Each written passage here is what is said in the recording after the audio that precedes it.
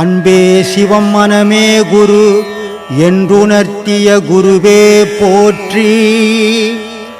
எனக்குள் இறைவனை உணர வைத்த குருவே போற்றி.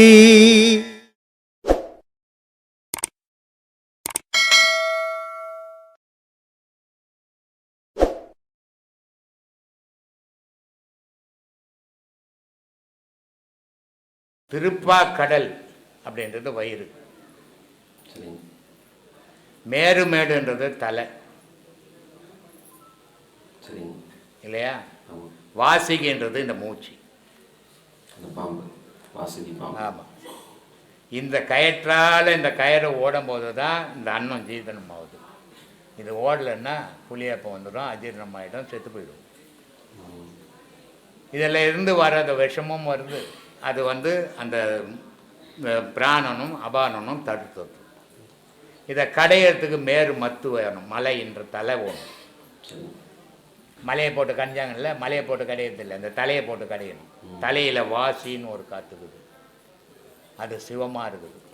அது என்ன பண்ணுது, உடலுக்குள்ளே வர விஷயத்தை நெஞ்சு வரைக்கும் நிறுத்திடுது.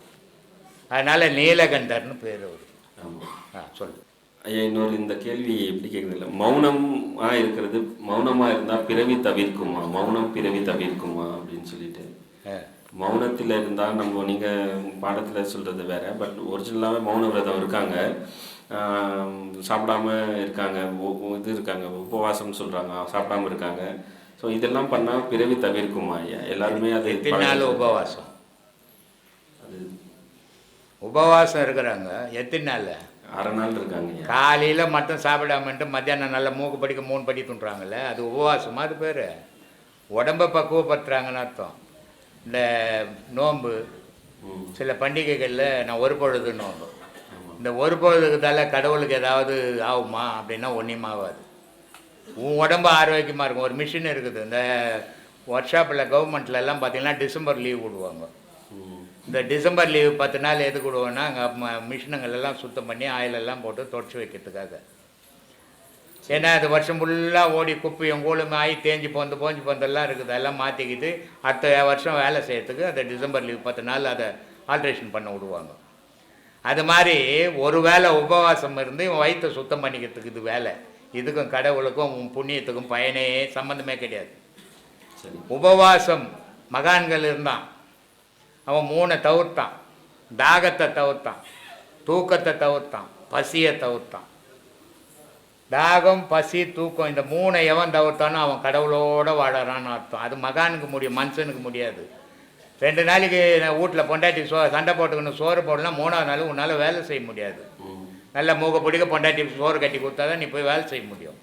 அப்போ நீ எங்கேருந்து உபவாசங்கிறது? சும்மானா வாய் மூணு மூன்னா அது மௌனம் இல்லை. மௌனம்ன்றது வாழ்நாள் ஃபுல்லாக இருக்கணும். இருக்க முடியுமா மனுஷனால்? இருக்க முடியாது. ஆனால் ஒரு 2 மணி நேரமாவது அதை பழகுங்கன்னாவே பழகத்துக்கு ஆள் கிடையாது. மௌன உபதேசம் கொடுக்குறோம், யாரும் இருக்க முடியல. ஆனால் அவங்க பேசுறது பெருமையாக, நான் மௌன உபதேசம் வரைக்கும் வாங்கிட்டேன், என்ன பண்ண போகிற, என்ன பண்ண போகிற, வாங்கி ஒன்றும் பண்ண போகல, என்ன செய்யவே இல்லையே, அது என்னன்னு தெரியாது உனக்கு. இப்போ மௌன உபதேசத்தை சரியான முறையில் எவன் ஒருத்தன் கடைப்பிடிக்கிறான்னு அவன் கடவுளை பார்ப்பான். ஆனால் அதுக்கு காலங்கள் தேவை. அவன் நீ 5 மணி நேரம் 6 மணி நேரம் அதில் உட்காந்தான்னா மறந்து போயிடணும், அவன் இருக்கிறானா இல்லையான்னு அவனுக்கு தெரியக்கூடாது. அதனால தான் பாம்பாட்டி சொன்னான், உள்ளுக்குள்ளே உணர வேண்டும், உள்ளும் புறம்பும் மறிய வேண்டும், மெல்ல கனலை எழுப்ப வேண்டும், வீதி புனலில் செலுத்த வேண்டும், கள்ள புலனைந்தும் கடிந்து விட்டு தெல்ல தெளிவான இதெல்லாம் எப்போ போதோ அப்போ தாண்டா அது தெரியும் அப்படின்னு. கடவுள் தெரிகிற காலம் எப்போ வரும்னா, மனம் போய் ஆன்மாவோடு சேரும்போது தான் கடவுளை பார்க்க முடியும். மனமும் ஆன்மாவும் தனித்தனியாக இருக்கிற வரைக்கும் எந்த கொம்பனாலையும் கடவுளை பார்க்க முடியாது. இதெல்லாம் அடங்கணும்னா ஆசை அடங்கணும், முதல்ல செயல் அடங்கணும், சிந்தனை இறைவன் மேலே தூண்டணும், உலகத்து மேலே தூண்டக்கூடாது. அப்படி இருக்கிறவனுக்கு கடவுளுடைய காட்சி கிடைக்கும். மற்றவனுக்கெல்லாம் கற்பனையில் தான் சுற்றினுக்கலாம், நிஜத்தில் போக முடியாது. வதனின்னு ஒரு பொண்ணு நம்மக்கிட்ட ஒரு 5 வருஷத்துக்கு முன்னே உபதேசம் வாங்குச்சு, இங்கிலாந்துலேருந்து வந்து. அது இங்கிலாந்துலேருந்து புருஷன் இருக்கிறான், ஒரு பொண்ணு இருக்குது, ஒரு பிள்ளை இருக்கிறான். ஆனால் போர் ஊரில் 2 மாதம் ரூம் எடுத்துக்கணும், அந்த மௌன உபதேசத்தை அது 2 மாதம் தனியாக இருந்து பண்ணிச்சு. அப்போ எவ்வளோ வைராக்கியம் இருக்கணும் பாரு. இங்கே உபதேசம் வாங்கிட்டு போய் அங்கே பொண்டாட்டிக்கு நான் மௌன உபதேசம் வாங்கினோம். ஏன் வாங்கிட்டு வந்தேன், நீ நான் எப்படி பேசுறதுன்றாங்க. அதனால் வேணாம் அந்த உபதேசம் அங்கேயே விட்டுட்டேன் நான், நீ நானுமே பேசிங்களான்னு பேசிக்கிறான். அப்புறம் எங்கே மௌன உபதேசம் வேலை செய்யும்? மௌன உபதேசம் பண்ணுறதா இருந்தால் குறைஞ்சது 5 மணி நேரம் உட்காரணும். ஏன்னா 1 மணி நேரம் உனக்கு பழைய எண்ணங்கள்லாம் வந்து வந்து வந்து வந்து மோதும் உன்னை. அந்த 1 மணி நேரம் அது மோதி மோதி மோதி அது நின்ன பிறகு தான் நீ மௌனத்துக்கே போக முடியும். 1/2 மணி நேரம் உட்கார்றது முடியலையே, கது தட்டுறாங்கல்ல. அதனால் அந்த மௌனம் இல்லை, மௌனம்ன்றது மந்திர உபதேசம்னு பேர். அது அந்த மௌன உபதேசம் முறையான கொடுக்குற குருவாகவும் இருக்கணும், தெரிஞ்சிருக்கணும். மௌன உபதேசம்னா சும்மா நான் வாய் மூடிக்கணும் பார்த்துக்கணும் ஊரெல்லாம் பார்த்து புலன் அலைய விட்டுட்டு மௌனத்தில் இருக்க முடியாது.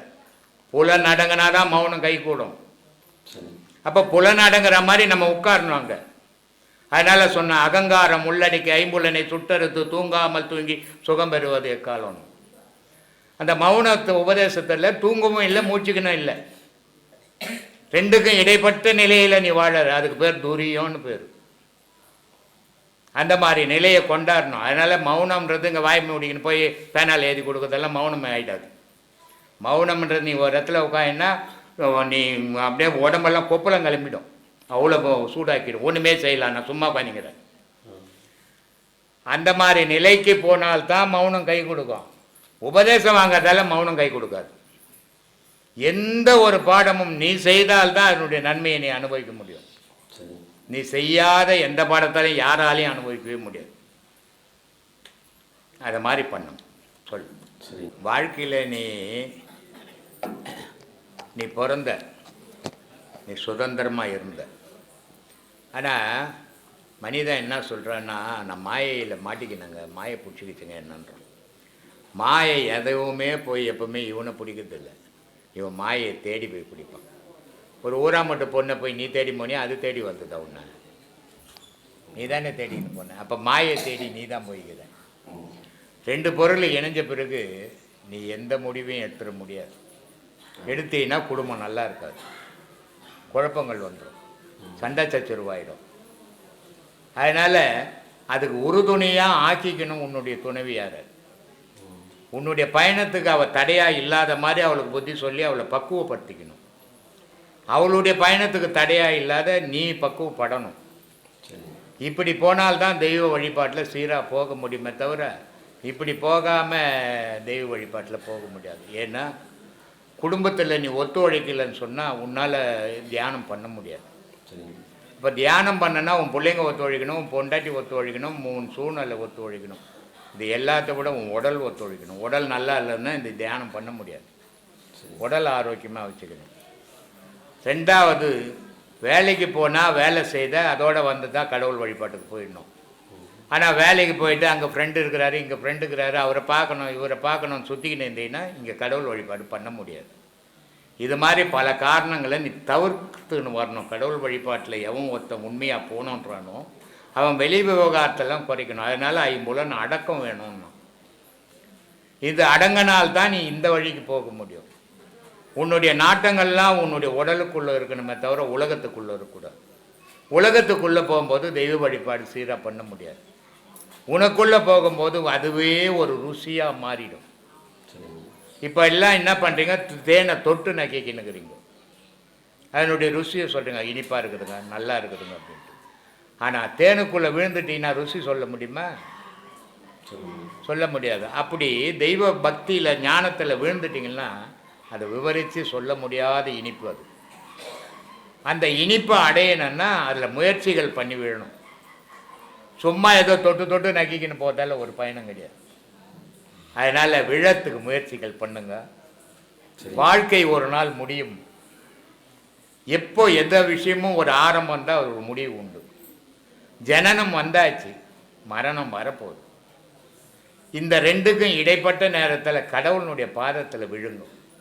அதுதான் மோட்சம் முக்திக்கு வழிவகுக்குமே தவிர பொண்டாட்டி காலில் ஓடுதாலையோ இல்லை கோயிலில் போய் சல்லியில் ஓடுதாலையோ ஒரு பயணம் கிடையாது. உங்களுக்குள்ளே இருக்கிற தெய்வத்தை தேடுங்க. உங்களுக்குள்ளே தான் தெய்வ சக்தியே இருக்குது. உங்களுடைய அருமை, உங்களுடைய சக்தி, உங்களுடைய ஆற்றல் உங்களுக்கு தெரியாமல் வாழ்ந்துன்னுக்கிறீங்க. ஏதோ உலகமே நிஜம் பண்ணிட்டு உலகம்ன்றது ஒரு டூரிஸ்ட் சென்டர். மனைவியாக வந்து சேர்ந்தா, தாயாக வந்து சேர்ந்தா, தகப்பனாக சேர்ந்தான், அண்ணனாக சேர்ந்தான், தம்பியாக சேர்ந்தான், நண்பர்களாக சேர்ந்தோம். ஆனால் எல்லாருமே ஒரு நாள் பிரிஞ்சிட போகிறோம். தாயை விட்டு மகன் போகிறான், மகனை விட்டு தாய் போகிறான். எல்லாரும் பிரிய போகிறோம். மனைவி கணவனை விட்டு போகிறா, கணவன் மனைவியை விட்டு போகிறா. ஆனால் இறைவன் உன்னை விட்டுட்டு போகக்கூடாது. அந்த மாதிரியான செயலில் நீங்கள் ஈடுபடணும். எந்த நிலையிலையும் இறைவனை மறக்கக்கூடாது, இறைவனை விடக்கூடாது. அந்த மாதிரியான பயணங்களை நீங்கள் பண்ணீங்கன்னா அது உங்கள் வாழ்க்கைக்கு நல்லது, அமைதி தரும் வாழ்க்கை. ஆரவார வாழ்க்கையால் அமைதி கிடைக்காது, துன்பம் தான் கிடைக்கும். அமைதியான வாழ்க்கை தான் மனிதனுக்கு தேவை. அந்த வாழ்க்கை தான் அவனுக்கு நிம்மதியை தரும். அதை தேடு. சரிங்க. ஏன் குரு பார்வை பட்டால் எல்லாம் தீரும்ன்றாங்க. குரு பார்வைனா எல்லாம் ஏமாத்துறது, ஏமாத்துற விஷயம் அது. ஏன்னா இப்போ நிறைய பேர் சொல்லுவாங்க, என்னை வந்து பார்த்துட்டு போனால் உங்கள் கஷ்டம்லாம் போயிடுமா. ஊரில் யாருமே கஷ்டப்பட மாட்டாங்க. இந்த மாதிரிலாம் ஏமாற்றக்கூடாது. அதனால தான் சொல்கிறது, தெய்வ விஷயத்தில் ஏமாத்தல் வச்சுக்காதீங்க, உண்மையை மட்டும் சொல்லுங்க. ஊர் எடுத்துக்கணும், ஊர் உன்னை புகழணும்னு ஏமாத்தாது. சரிங்க. அது உனக்கு கேடாக மாறிடும். கோபுர வாசல் பார்த்தா புண்ணியம்னா, கோபுரம்னா ஊரில் கட்டிக்கிற கோயில் கோபுரத்தெல்லாம் பார்த்துட்டுனா உனக்கு புண்ணியம் கிடையாது. அது கொளுத்துக்காரன் கட்டி வச்சது. உன் தலைன்ற கோபுரத்தை நீ பார்த்தீங்கன்னா உனக்கு புண்ணியம். அதை பார்க்க பழகுங்க. சரிங்க. நன்றிங்க. ரொம்ப நன்றி.